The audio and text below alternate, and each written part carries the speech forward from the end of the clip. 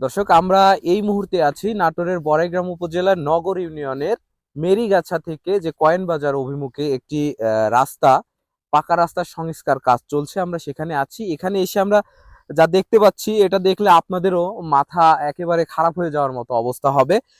যেখানে নাম্বার খোয়া দিয়ে বা 1 নাম্বার ইট দিয়ে কাজ করার কথা, সেখানে কিন্তু আপনারা দেখেন যে এখানে এরা কাজ করছে।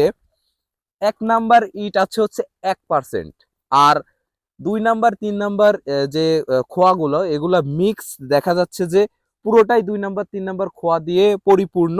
মাঝে মাঝে 2 একটা 1 নাম্বার খোয়া এরা দিয়েছে। আর এখানে আরেকটা বিষয় আমরা লক্ষ্য করছি, এই যে যে বেডটি তৈরি করেছে, এই বেডে একটা বালুর বা ভরাটের একটা লেয়ার দেওয়ার কথা, সেটা কিন্তু আমরা এখানে এসে পাইনি।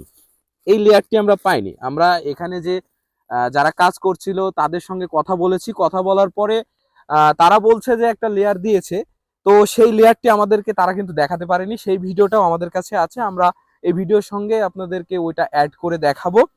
আসলে বর্তমান সময়ে এই এই বর্তমান সময়ে একেবারে যে ভালো কাজ হওয়ার কথা, সেই কাজটা আমাদের চোখে পড়ে নাই।